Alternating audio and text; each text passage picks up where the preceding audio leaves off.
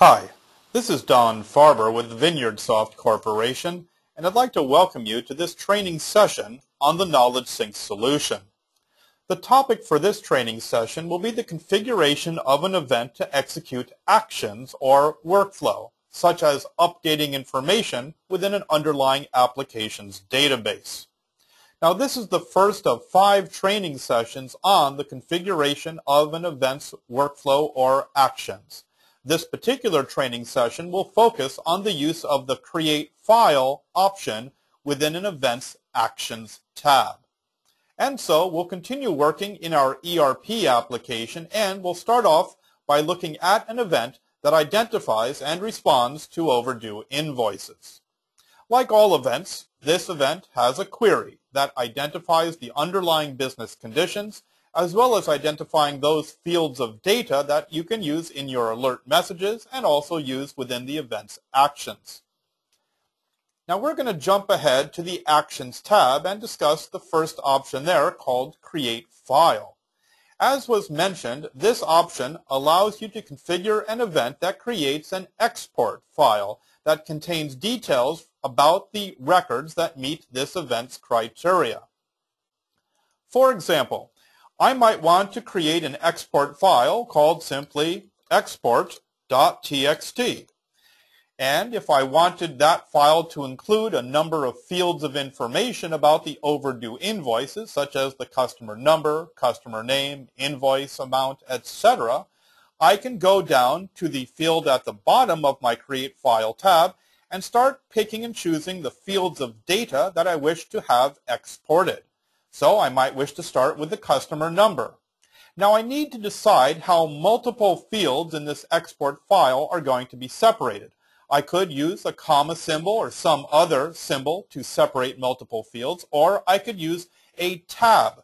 Now when specifying tab in this field, you can't just press your tab key, but rather have to use Control Tab in order to move the cursor in this field to the next tab stop. However, in this particular instance, I'm just going to use commas to separate my multiple fields. So after customer number, I'll include the customer name. I will also put the invoice number that is overdue for payment, as well as the balance due on that invoice. And so here we have specified 4 fields of information, and thus if there are 10 invoices that match this event's criteria, chances are that I want KnowledgeSync to create a single export file that contains the details of all 10 records. However, if I leave my export file configured as I have it here, I'm not going to get one export file with all 10 records, but rather I'm going to get 10 export files, each called the same name, export.txt, containing just a single record within them. And so, similar to designing an alert message where you want a single alert to contain the details of multiple matching records, I need to utilize the commands begin repeat and end repeat within the file that's created. And so, I'm going to move my list of fields down one line, go up to my list of available values, scroll to the very end of the list, and double-click on begin repeat. Now, if I put the end repeat command also on its own line, I would end up getting a blank line for every line of detail within my export file. So I'm going to be careful to put my end repeat command on the same line as my fields of data. Thus, if there are 20 overdue invoices, my export file will contain 20 records.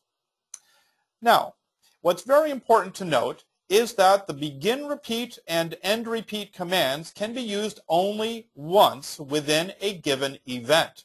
And so that means that if you're using them here in the Create File option, you cannot also make use of begin repeat and end repeat on any of the alert message design tabs that precede the Actions tab. That includes the email, fax, page, webcast, and IM tabs. Again, they must not make use of begin repeat and end repeat if you're going to need those commands within the Create File option. Now, as mentioned, the way this create file is currently configured, KnowledgeSync is going to create a single export file that contains the details of all of the invoices that are overdue. But perhaps I want KnowledgeSync to create a separate export file for each invoice. Now, if I simply get rid of the begin repeat and end repeat commands, KnowledgeSync will, in fact, create 10 separate files if I have 10 overdue invoices, but unfortunately, all 10 of those files are going to have the same name. And so it's very important to also note that in the file specification, you can include fields of data from the triggered records.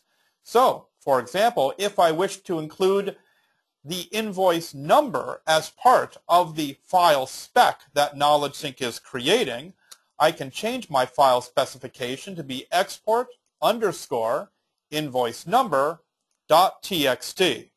And then most likely I would come down here to my export fields. I'll no longer need to include the invoice number field there. So now, in this particular configuration, if there are 10 overdue invoices, KnowledgeSync is going to create 10 exported files. Each of those file names is going to contain the invoice number as part of the file name, and the contents of each of those files is going to contain just 3 fields: the customer number, customer name, and the balance due on that invoice.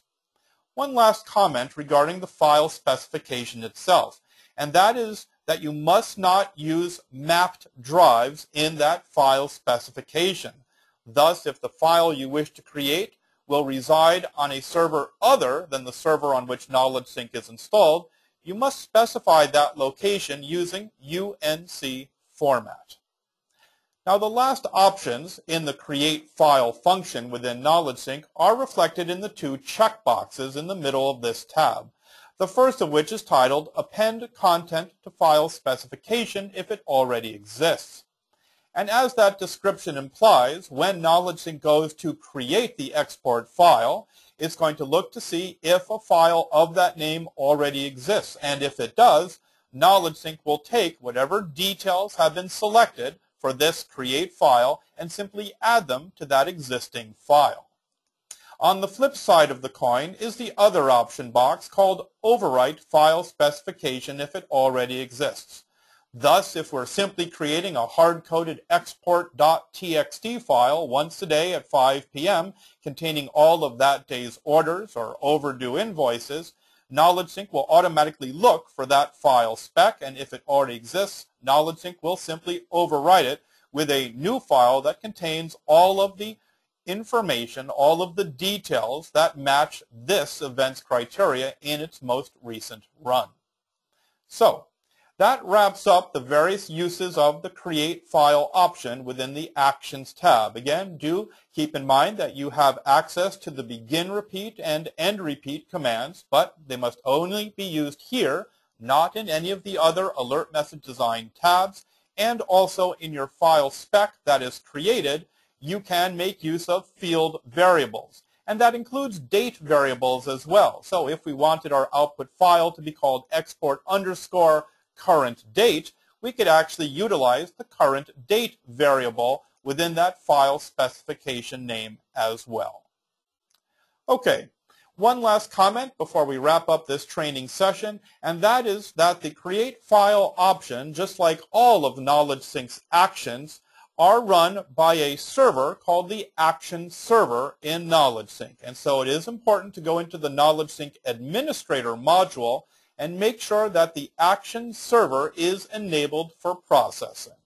So with that, we'll save our changes, close this event, and I will once again thank you very much for spending this time with me today, and I very much look forward to working with you in a future KnowledgeSync training session. Thanks very much.